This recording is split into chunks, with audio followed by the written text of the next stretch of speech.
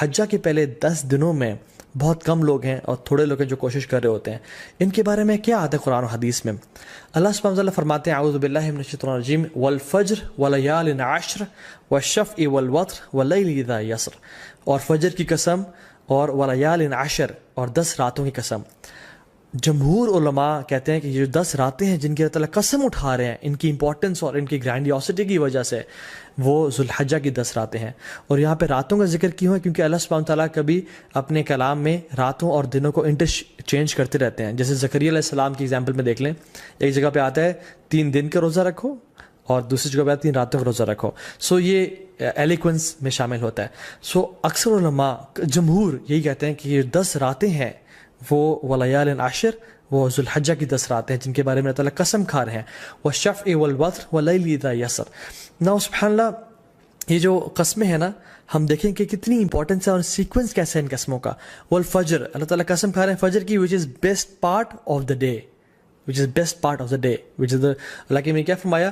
اللہم اجل بارک لی امتی فی بکورہا، یا اللہ میری امت کے لیے برکت ڈال دے فجر کے وقت میں، صبح کے وقت میں. This is best part of the day. بلکہ کچھ علماء تو یہ بیان بھی کرتے ہیں کہ یہ جو والفجر ہے نا ود الف لام، یہ یوم العرفہ کی فجر کی قسم کھا رہے ہیں اللہ تعالیٰ. یہ کوئی جنرل قسم نہیں ہے بلکہ یوم العرفہ کی فجر کی جو قسم ہے اللہ تعالیٰ وہ کھا رہے ہیں. ولیال عشر، اور بہترین 10 راتوں کی قسم کھا رہے ہیں. پہلی قسم کھائی best part of the day کی، دوسری قسم کھائی best days of the year کی، اور تیسری قسم کھائی والشفع والوتر and by the odd and by the even. اللہ تعالیٰ best days in these 10 days کی قسم کھا رہے ہیں، which is the 9th and the 10th of حج، یوم العرفہ and یوم النحر، عید کا دن اور عرفہ کا دن. اللہ اکبر. اور پھر فرمایا واللیل اذا یسر، اور اللہ تعالیٰ یہاں پہ رات کے بہترین حصے کی قسم کھا رہے ہیں، which is the 3rd part of the night. اور پھر فرمایا حل فی ذلک قسم لذی حجر، یہ جو قسمیں ہیں نا یہ صاحب العلم والفضل کے لیے بہت بڑی بڑی قسمیں ہیں. یہ ان لوگوں کے لیے قسمیں ہیں جو کہ they possess intellect and knowledge. تو قرآن میں تو ان 10 ایام کے بارے میں آ گیا.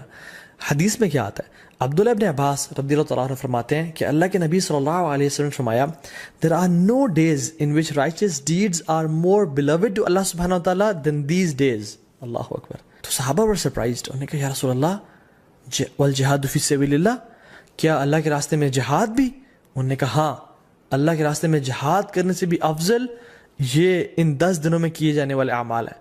اب صحابہ نے جہاد کے بارے میں کیوں پوچھا؟ کیونکہ جہاد فی سبیل اللہ، اللہ اکبر، یہ اسلام کی چوٹی ہے.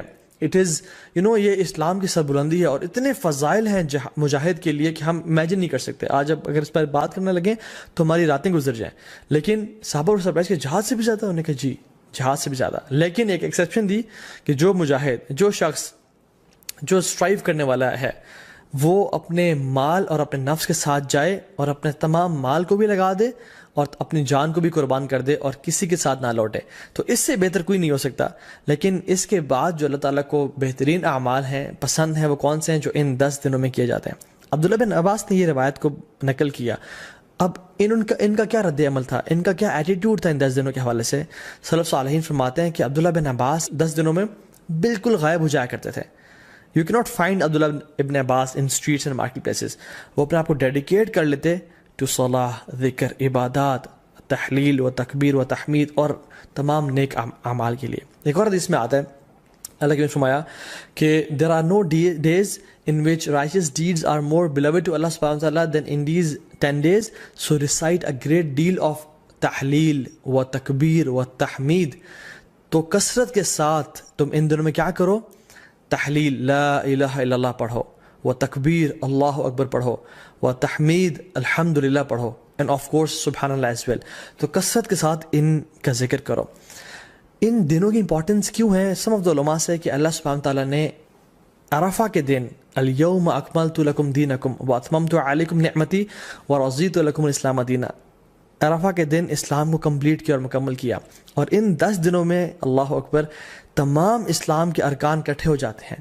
التوحید، شہادتین، لا الہ الا اللہ محمد رسول اللہ، جو شخص پڑھنا چاہے پڑھے، اور لبیک اللہم لبیک لبیک لا شریک لک لبیک. انسان اللہ کی توحید کا اقرار کر رہا ہوتا ہے، نمازیں پڑھ رہا ہوتا ہے، حج کر رہا ہوتا ہے. انسان چاہے تو زکوٰۃ دے سکتا ہے ان مہینوں میں اور روزے رکھ سکتا ہے. تو تمام ارکان اسلام ان 10 دنوں میں اکٹھے کر لیے جاتے ہیں. ناؤ فاسٹنگ 2 days کون سے 2 ایام ہیں جن کا اگر انسان روزہ رکھے تو 3 سال کے گناہ معاف ہو جاتے ہیں. Yes you heard me right, 3 سال کے گناہ معاف ہو سکتے ہیں اگر ہم 2 دن کا روزہ رکھیں. حدیث میں کیا آتا ہے؟ رسول اللہ صلی اللہ علیہ وسلم نے فرمایا کہ جو شخص عرفہ کے دن کا روزہ رکھتا ہے اللہ سبحانہ تعالیٰ اس کے پچھلے سال کے اور اگلے آنے والے سال تمام گناہ معاف کر دیتے ہیں. کچھ علماء نے کہا کہ یہ صغیرہ گناہوں کی بات ہو رہی ہے, لیکن سٹل تمام گناہ معاف ہونے کی بات ہو رہی ہے. اور یوم عاشورہ جو کہ محرم میں ہے, 10 محرم, جو شخص یوم عاشورہ کا روزہ رکھتا ہے اللہ تعالیٰ اس کے پچھلے 1 سال کے گناہ معاف کر دیتے ہیں. تو میں آپ کو ایگزامپل دیتا ہوں, اگر ابھی 1441 چل رہا ہے تو جو شخص عرفہ کا روزہ رکھے گا اس کے 1440 کے گناہ اور 1442 کے گناہ معاف ہو جائیں گے.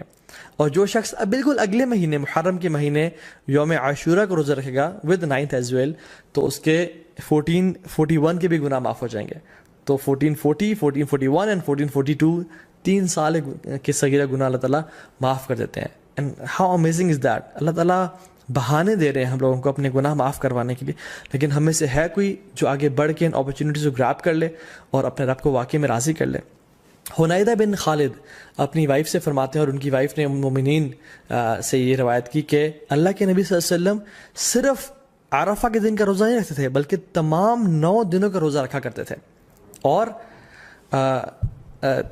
ان 9 دنوں کے علاوہ یوم عاشورہ کا دن جو کہ محرم میں ہے, 3 days of each month جو کہ ایام البیض بولتے ہیں, which is the white days. Why? Because 13, 14, 15 کے یہ ایام ہے جس میں جو سن ہے جو مون ہے وہ اپنے فل اپنے پینیکل پہ ہوتا ہے.